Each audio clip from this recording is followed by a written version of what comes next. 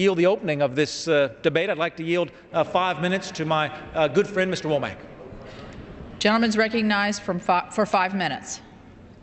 Thanks to the gentleman for yielding, and as a fellow freshman and colleague of his in this remarkable new class, I value his friendship and his sense of purpose. Madam Speaker, that is precisely why I rise today in support of my bill to prevent a government shutdown. I have a unique background, having helped a family start a broadcasting company that now spans in excess of 30 years.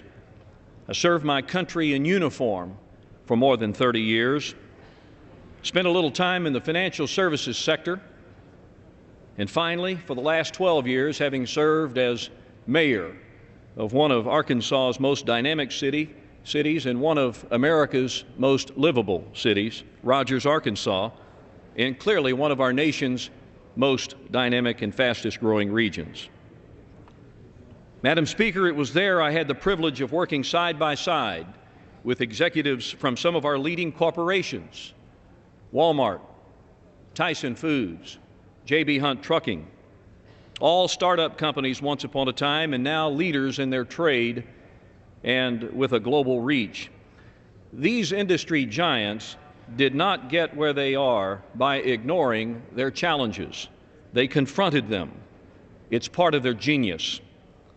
It is in this context that I share with my colleagues my greatest frustration, having been elected by the citizens of Arkansas's 3rd District to come to Washington, D.C. and help deliver our country to a better future, only to find myself and my colleagues mired in the muck of Beltway politics.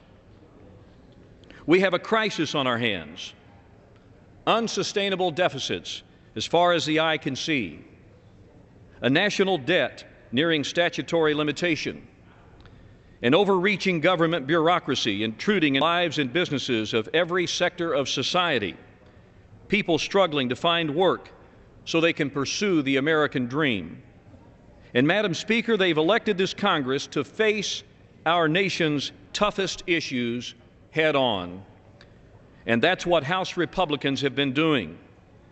We were 3 months into this fiscal year when we took our oaths of office, and without a budget, we went straight to work on the most pressing issue upon arrival: funding government for the rest of this year. And it is sad that as I make these remarks, all we have been able to show for our work now into the month of April are temporary measures that continue to distract us away from the real work ahead, the 2012 budget. Madam Speaker, this has to stop. The political gamesmanship going on in the upper chamber might make for good headlines in the Capitol press, but it is hurting our nation. That's why I've offered this bill to self-impose a deadline on Congress, and I'm asking my colleagues to join me in supporting H.R. 1255 to start the clock on the Senate to pass something we can agree to in funding government for the remainder of this year by April the 6th, or, assuming a government shutdown, expect to have our pay withheld until we can reach agreement. Every time we fail to address these issues, Madam Speaker, we add to the uncertainty now plaguing America. We contribute to the decline of our economy. We add to the burden of future generations, and we dash the hopes and dreams of millions of people who count on us every day. Madam Speaker, the time is now to act, and I yield back. Gentleman.